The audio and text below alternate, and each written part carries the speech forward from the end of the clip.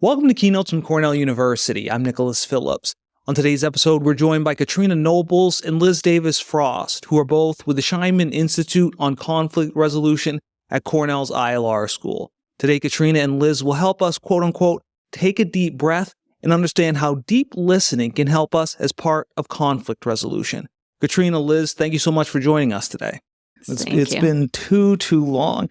So for the both of you, you're both obviously associated with the Scheinman Institute, like I mentioned. Obviously, conflict seems to be a buzzword. So with that in mind, my question is first for you, Katrina, what comes to mind when you think of conflict? And then Liz, we'll hear from you after. It's a great question. And yes, it is definitely a buzzword right now. We're hearing it all over the place all the time, right? So obviously, there's always scholarly definitions of these words. And then there's kind of how we perceive it as just general humans in the world, right? So, when we're thinking about it in terms of labor and employment conflict, and that's a lot of the world that we work in, being in the ILR school, there's a few different ways to define it in terms of narrow definitions and then broader definitions. And so some scholars define it as sort of a breakdown in the decision-making process. That's probably the most narrow version, right? Some define it as sort of this dynamic process that underlies all organizational interactions and processes. And that's the broadest sense of the definition. And I think Liz and I probably ascribe more to the in the middle sort of definition. Yeah. And that's where there's incompatibility between two or more people around their goals or behavior. One of the things that Liz and I talk about a lot is the missing piece to that, right? Because in the workplace, we think about it in terms of like negotiations and things like that. But conflict can be really visceral and emotional. And it includes things like values and identities. And so that's often that source piece is the piece that's often missing for us in the formal definitions. Mm-hmm. And Liz, similar? Yeah, very similar. I think specifically thinking about the source piece with value and identity that Katrina was mentioning, I think we kind of think about that as the humanizing or human-centric aspect of conflict, being that it's inevitable, it's everywhere, and yes, it's a buzzword now, but I feel like it's been a buzzword for all of time because we're humans and we live with other humans in community in a society. And so there is not a world in which conflict does not exist. In the work that we do, and in my personal experience leading into getting into this type of work, really realizing and sitting with the fact that it is everything, everywhere, all at once. And there's no running away from, can run away from it, but what does that really do for you if it's not going to go anywhere? So yeah, definitely think about it as just one of those integral parts of existing. Mm-hmm. How has maybe our definition of conflict changed over time? First, let me hear from you, Liz, and then you, Katrina. Yeah, I definitely think my personal life and personal experience has defined my professional experience with conflict. So really diving deep into this work, thinking about conflict more broadly, and also thinking about it not removed from myself as if I don't think about it, but thinking about it as this the big overarching thing that it is, has really given me more perspective, and learning some of the tools and skills that we'll talk about today has really helped me not be afraid of it and kind of lean into it intentionally. And so I think that's been the biggest shift is with conflict, because it is always going to come up. One of the key pieces, in my opinion, is the intentionality aspect. I think definitely, again, seeing how my professional work has impacted my personal life, that's definitely been one of the starkest changes in my relationships. And similar, Katrina? Yeah, I would say totally similar. Yeah. It's the consciousness piece, right? That's the piece that's really changed a lot for me as well. And having a career in this area, obviously conflict is my specialty. So, it's floating around in my brain most of the time. And remembering like exactly what I'm teaching, what I'm working with people around, it's those same things that I have to be able to do and think about and be conscious of as well. And sometimes that's the harder piece, even when you teach it, honestly. Yeah. It's like the checking of yourself in real time. Yeah. Okay. That's good to know. And, with your students, do you find that they come in with an idea of what conflict is or come in with some preconceived notions? Oh, yeah. Oh, yeah, definitely. I would say a couple of the big ones, honestly, is that all conflict is negative, which I would say that's not true. Conflict in itself can actually be a really positive thing. It can create creative collaborations and innovations. That's how we get a lot of inventions in our world, right? Because there's a problem somebody's solving. So that's a positive thing. It might not feel super positive at the time that it's happening, but that's a really big, I would say, misconception. And then the other big misconception we see a lot of students come in with, and a lot of professionals too, is that conflict is this huge thing or huge event, that it's a static thing that you see happen, that it is war, for instance, that it doesn't include what we think of as, when we're studying conflict, we're studying even what we might consider like the smallest conflicts that happen internal to ourselves. And a lot of people don't define conflict as that. They only define the big stuff as conflict. And I definitely want to touch on that in a little bit, but why do you think we, and obviously your students as well, come in with that idea of conflict as being, a negative thing and not just, a back and forth? Yeah, I definitely think a lot of it has to do with just how we're socialized in society, right? So we are who we are based off of all of the things that have impacted and influenced how we are. So thinking about myself as an example, I grew up watching a lot of reality TV. So clearly, watching all of the housewives and XYZ has influenced or had influence on how I viewed conflict, right? My familial structure or how I grew up in friend groups might also influence and also reinforce my perceptions of conflict. And also, I guess, to the point of, being curious about what our students come into the space with, I think it's also kind of something that we expect because we know that we are all socialized in various different ways, right? And so even though there are preconceived notions, it's almost kind of fun to work with it because it encourages you to kind of go on this journey of self-discovery to kind of figure out what those preconceived notions are, where they come from, and then how can you move forward in the most efficient, and not efficient for efficiency's sake, but a lot's going on and we all have a lot of energy that we have to exert to a lot of things, right? And so in the way that makes the most sense for the context that you're in, and also the way that is the most intentional. And you have to understand and see and unpack all of those things to be able to make that sort of sound decision. Next time I'll ask you what your favorite reality show is. We don't have enough time to, but next time I will ask you. And, one interesting thing you mentioned before, Katrina, was how when we think of conflict, it's almost like kind of a visceral reaction somewhat. So before we get into kind of listening to other people's opinions and seeing where they're coming from, what would you say the difference is between conflict and maybe just a debate or simple discourse or even just a nice dialogue back and forth? There's so much to that. So, I'm going to mention a visual that we use because I think it's often helpful to think about the different types of conversation approaches that we have in different spaces. And so when we think about sort of different axes that we might think about in conversation, you have the competitive to cooperative sort of axis, right? It's sort of a spectrum, how competitive or cooperative you want to be. And then how one way or two way you want to be in the conversation. So do I just want to be able to say yell at you or vent at you or just have you confirm that you agree with what I'm saying? Or is this actually a two-way conversation? And so the different ways that we kind of look at that is discourse, dialogue, diatribe, and debate.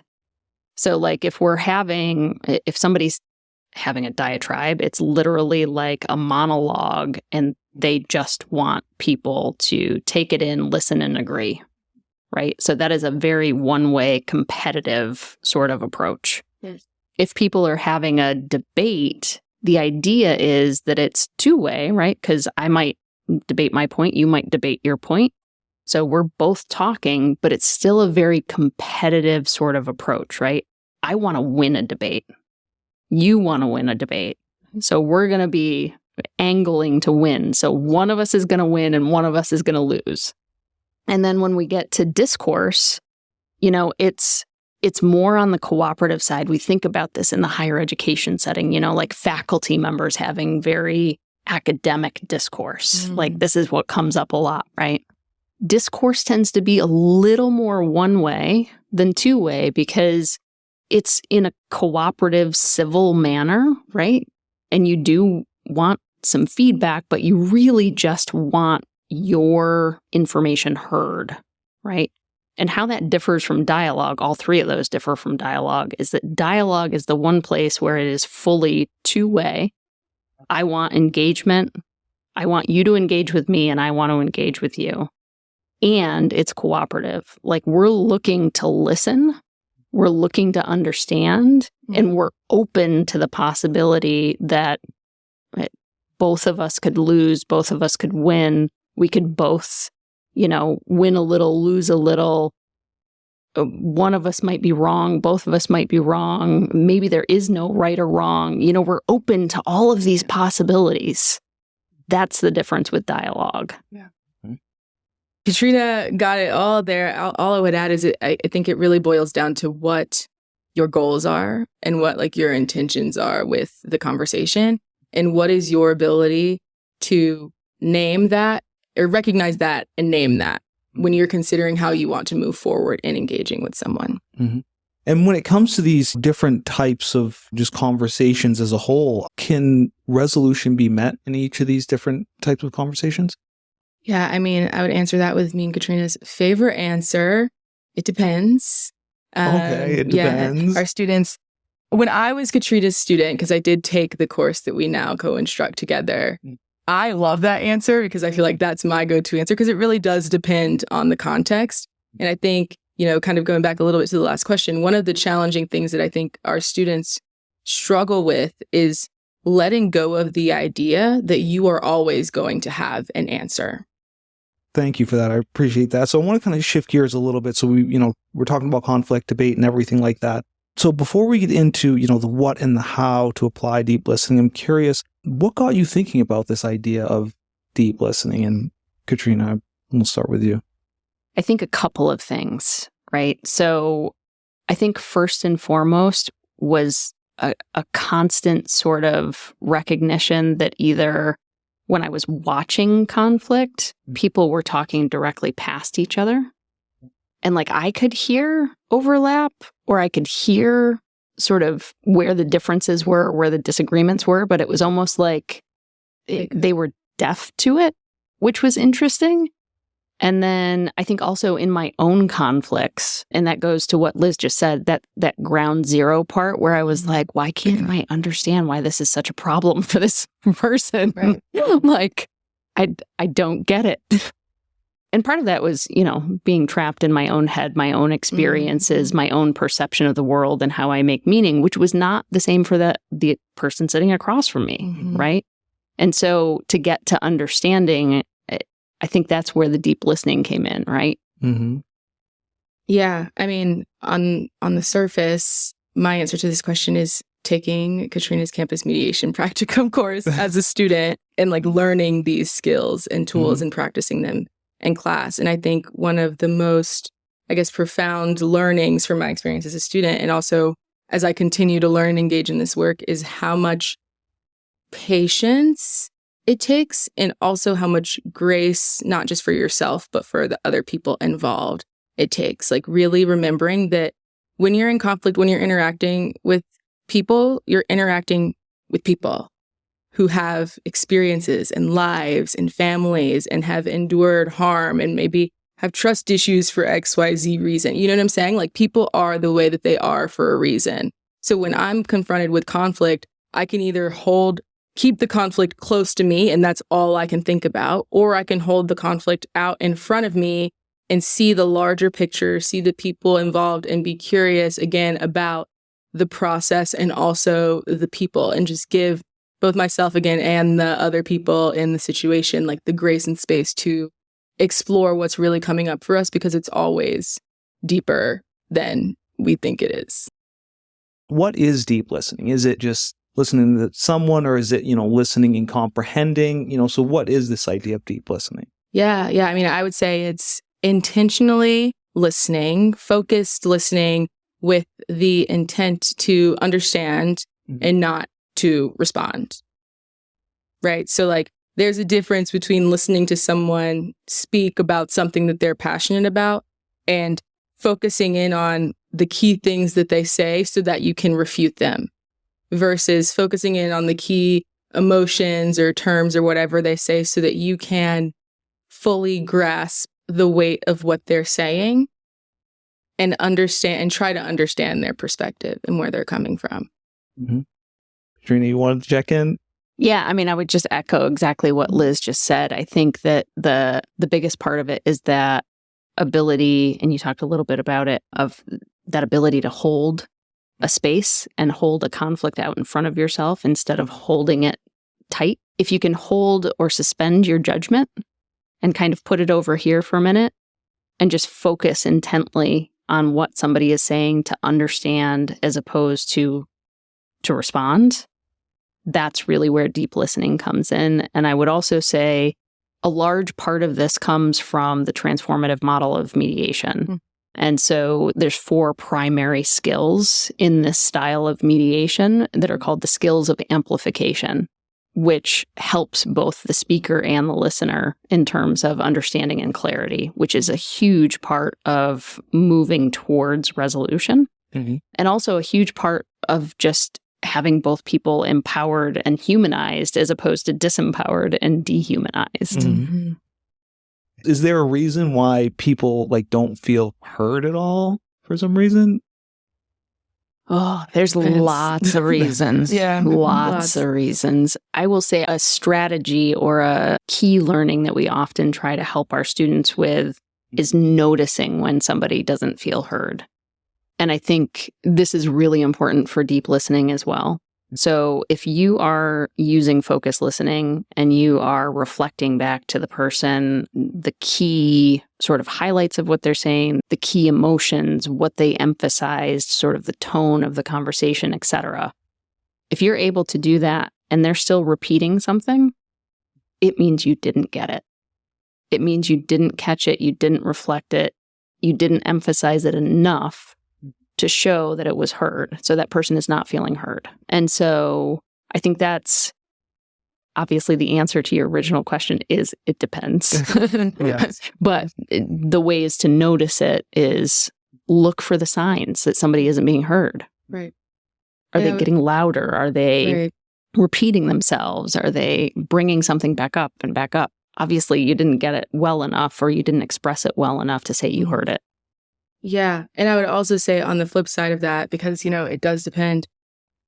I think there are some people out there who don't know what it's like to feel heard, right? I think there are some people who have had some experiences in their life where they don't know how to receive, or maybe it's uncomfortable for them to receive someone actually seeing them and hearing them for what they're saying, right? And so when we do focused listening and reflective feedback, one of the other really great things about these skills is that when you reflect back key words or key emotions that you heard someone say, and maybe that's not exactly what they meant, but that's what they said, they have the opportunity to clarify and further explore what emotions are coming up for them. And I think that's also something that's really key that Katrina and I talk about a lot is with the intrapersonal conflict, there's a lot of stuff that we are all holding and we are all carrying, right? And so if you have these past traumatic experiences and maybe not even like big T trauma, but just like past experience, like a lot of our students are coming straight from high school, right? Where for the last 12 years of their schooling, everything's been regimented, right? Everything's been scheduled. So they have this newfound autonomy and agency, but do they know how to use it? Right? Do we teach people how to take a step back, take a deep breath, and really understand what they're feeling and why they're feeling that way? I don't know. And so when you get in a conflict, when there's a conflict and sometimes, you're talking past each other, I wouldn't be surprised if some of the times people don't know what they're mad about. They're just mad. Okay. Right? Like you're feeling, what Katrina was talking about, conflict being visceral. And I think, I'm reflecting again on my personal experience. When I'm hot and when I'm pressed, that's all that my brain thinks about. Right? Okay. And so being in this work, I now know when I'm having a difficult conversation with a family member or a friend or whatever, I have to consciously say, Liz, chill out. Take a deep breath. This person is not coming for you. People are not always coming for you. Sometimes I know why I feel like, or why I may feel like people are coming from me based off of prior experiences that I've had, right? But putting that in front of me and being like, okay, this is a person that I care about and a person that I love and a person that I want to continue to work with. This conflict is not going to be the end of this relationship, right? So whatever I'm feeling right now, that I'm noticing that I'm feeling right now, I can take my deep breaths, put that aside, and really try to get to the bottom of what's happening and really listen and engage in what they're saying. Because at the end of the day, I now know and can recognize they are not coming for me, Yeah. The whole not being heard thing is definitely one thing that registered. I'm a middle child, so naturally I'm just never heard because my older brother is the golden child, and so is my younger sister. So family dynamics. Yeah. Yes, of course. As we're, kind of thinking about these things, what are some skills that we need to be better deep listeners? There's a lot, right? So it goes back to exactly what Liz has consistently brought up, that intrapersonal work that we all need to do. And so first and foremost, noticing and naming what's going on for yourself is important, right? So just the ability to go through a week, we often do notice and name exercises with our students where we'll give them a small journal and we'll be like, so what we're going to ask you to do is notice and name where emotions come up for you over the next week and try to figure out what the emotion is and why it's happening. And so just being in tune with yourself, because even naming emotions can be really difficult for folks. Like the top emotions are like happy, sad, angry. You have sort of the run-of-the-mill ones, sort of, right?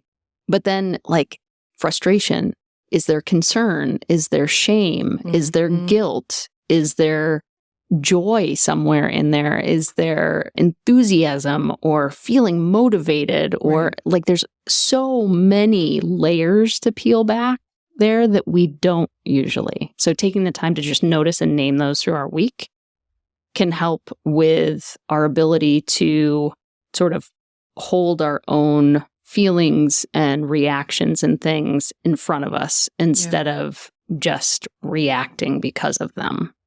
And then I think also, I would say just the ability to just fully listen to somebody, the idea of focused listening that we've been talking about, not to respond, but to understand. Watch some pop culture conflicts, right? Watch your favorite TV show. When a conflict comes up, see if you can actually pull out what are the key words and phrases this person used while they were yelling or venting or whatever they were doing. And what emotion did they have? Like, can you actually identify what they're saying? Can you hear? Can you understand? And then notice the reaction of the person they're having a conflict with, right? If we're watching SpongeBob, notice what Squidward reacts to, right? And try to name what that reaction is for Squidward. Like, can be the most simple things of just noticing and naming and being attuned and being more intentional and conscious to things. Yeah. And along this line, what are some things that we should avoid when we're thinking about this idea of deep listening, Katrina? I think big things to avoid, and we've said it multiple times already today, but the urge to respond. So try to suspend judgment and responses. It sounds super easy, right? We should just be able to suspend our judgment. It is so hard. So that definitely takes some practice. I think also, so sometimes we're talking with somebody about a conflict that they're having. It's not necessarily our conflict or something like that, but we might want to be using the deep listening approach as well. And I think something that we often do, and we work with new mediators on this often, because the urge, I guess I would say, when you're in that position is to solve the problem. And that's usually why most of us come to the field that we're in when we're conflict resolvers, or we're like in human resources or employee relations or things like that. It's because we're good problem solvers, right? The ability to listen deeply is greatly diminished if you go straight to the solution. When it comes to your students and maybe just the general workforce, is there one area where people struggle with the most? Is it that, taking a step back and digesting things, or is it kind of trying to understand the other person's perspective? What's that area where people struggle with the most? I think there's multiple parts. Yeah, I know that's a lot. I'll look to Liz first. I would say, for me, the most challenging thing is the intrapersonal, right? I think we are living in a time where there are so many distractions and so many things that tell us who we are and who we should be, that we may not be taking time to truly figure that out for ourselves without all of these outside influences, right? So I truly believe that one of the biggest barriers to thinking critically and intentionally about the conflict that's in front of you is having the ability to take the step back, take the pause, reflect on what's coming up for you, be curious about what's coming up for you, and then set a plan or a goal or whatever, a path forward into how you want to address it. Because also, it's going to be different for every single context, right? So we can't say, this is the 4-step process of how you handle conflict, because it's going to be different. And so again, with this being comfortable with being uncomfortable, it's like being comfortable with the fact that every single situation is going to require you to think a little bit. I would say too, just watching professionals in the workplace and being a professional in the workplace myself, there are 2 things that I would say that it's very hard when you're first starting to apply this skill. The first one is there's a level of passion and determination behind a lot of conflicts, because often it's going to be about something like a task or a process or a decision that needs to be made that's important to you. It's important to your work. It's important to a project. It's important to your team, whatever the case might be, right? Because if it wasn't, it wouldn't be a conflict. Right. So there's a level of importance. And so being able to pause the noise of the level of importance is really difficult. So to clear that space in your mind to be open to listening to understand and maybe go in a different direction than you originally thought doesn't mean that you're going to, but you might. Right. Being able to clear that space in your mind is really hard. I think the second piece that I would say that's really hard at the beginning is just when we're trying to clear that space and we're trying to make that space for somebody else, we want the same in return, right? We want to be heard. We want to be understood. We don't want to be walked all over. Deep listening does not mean that you can't advocate for yourself. It doesn't mean that you can't advocate for your position or your interests, the things that you need, the things that you need, the things that you're concerned about, all of those things. It doesn't mean that you can't advocate for yourself. So it doesn't take that away.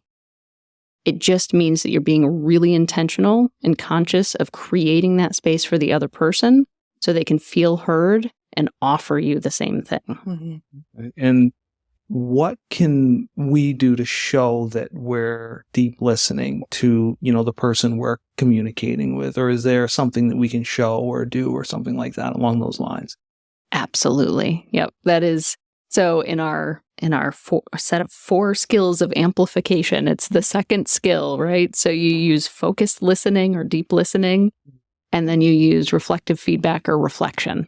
So you actually reflect back to the person, So, it sounds like you're really upset about XYZ, using the exact emphasized words that they used, and not in a way where it's parroting the person or like being a transcript of what they said. That's usually a hard thing, right? But literally just pulling out like one or two words here and there that they really emphasize that were obviously really important to them. That emotional part, my advice, step towards the emotion. Mm-hmm. Because the more you step away from it, the more it's going to come up. It'll chase you. With this idea of deep listening, especially in the workplace, it's the people we're around constantly. How can deep listening help us when we're working as part of a team? Obviously, like you mentioned, Katrina, solving a problem, developing a product, something along those lines. How can deep listening help us when it comes to working in a group setting or as part of a team? So many ways. Off the top of my head, and then I'll turn to Liz too to like jump in here. I think one, building trust, right? If you're working in a team setting, you absolutely have to have some level of trust. And deep listening with the tool of reflection, where like you're building understanding, you're also building trust. So that's a huge asset to a team. Second is creativity and the ability to brainstorm, right? The more you understand, the more creative you can get. So it is a huge asset to being creative, innovative, and working towards kind of out-of-the-box solutions or out-of-the-box ideas that maybe wouldn't have come up if you didn't actually fully understand. Right. And to this understanding piece, right? Like, we know the challenges are going to come up. That's inevitable. I think one of the useful tools that we talk about with our students is thinking about the different levels and types of conflict. So Katrina and I have talked a lot about intrapersonal conflict, that internal. Then there's this interpersonal conflict. So like me versus you. And then there's intra-group, so conflict like within a group or an organization. And then there's intergroup. So that could be like two departments having some sort of tension or whatever. And I find that once you can figure out what type of conflict is like maybe the primary conflict, because they all are happening at once, right? If two departments are in tension, then maybe the two department heads are in tension. So that's like intergroup and interpersonal. There's also, inter and intra-institutional or organizational, right? When you have companies competing with each other. And so oftentimes people think the conflict is interpersonal, right? I don't like you, you don't like me, we don't get along, we can't work together. And that may not be the root conflict that we're facing. It might be, maybe I don't have a clear understanding of what my job roles and responsibilities are. And that might be leading to me stepping on toes or not fulfilling my full duties because that's not clear to me.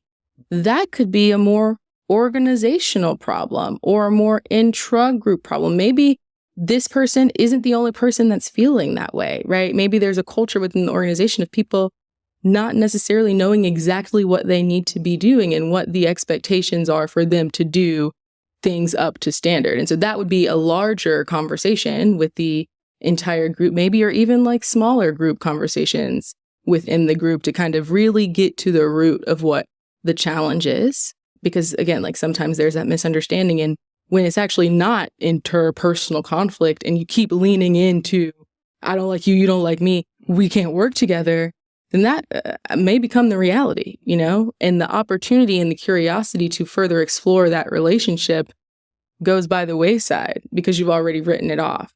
But that may not be the root of that coworker challenge.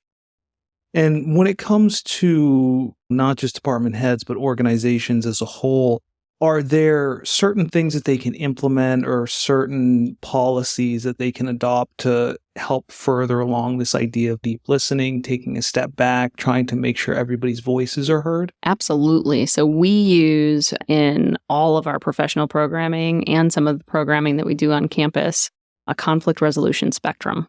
And we use this in a way where it's sort of shows the span of different conflict engagement approaches that you can take to a workplace conflict, right? So that goes everything from dialogue, which is the most on the ground at the start of the sort of conflict arena, sort of approach all the way up to litigation, right? And so there's tons of stuff in between, right? You've got dialogue, you've got consultation and training and negotiation. They're all kind of down on this, what we say, like the lowest escalation spot possible, right? And then you start to go towards the middle of the spectrum, and then you're moving towards things like facilitation and mediation and arbitration, and then all the way to litigation. You have the least control when you get to that end of the spectrum, right? So one of the things that organizations can do is to consider, what processes do we have in place when a conflict comes up? So for a lot of organizations, we see this in the labor management world, we see this in non-unionized workplaces all the time, that there's some sort of a grievance process, but it's usually quite formal. And it starts in like the middle of the spectrum instead of the lower end of the spectrum. And so you're already at like facilitation, mediation, arbitration when you file a grievance. So if you start to look at how might we integrate, and we call this an integrated conflict management system. We like to design these things. They're quite fun. So when you have an integrated conflict management system, you have avenues or access points in place for the whole spectrum, not just the middle to the end, but like ways to have dialogue. You might have peer programs. You might have programs through labor management committees and partnerships. You might have training so that everybody has a shared language. We just worked with a couple of unions and a couple of companies recently in training, which was also partially facilitated dialogue, to help them to have shared language and to learn these exact skills, right? Because once you have that shared approach, then everybody's on the same page. It's not like some mystery or something you have to go out to outside training to understand. That's the expectation. Well, Katrina, Liz, I could spend all day with you guys. I really appreciate it. If you enjoyed this episode, be sure to subscribe so you don't miss new episodes as they are released, wherever you listen to podcasts. To learn more about Katrina Noble's Conflict Resolution Online Certificate Program and other eCornell certificate programs and on-campus programs, check out the episode notes for more information. Whether you're a busy professional or an impassioned lifelong learner, there's sure to be something that suits your goals and interests. Thank you for listening.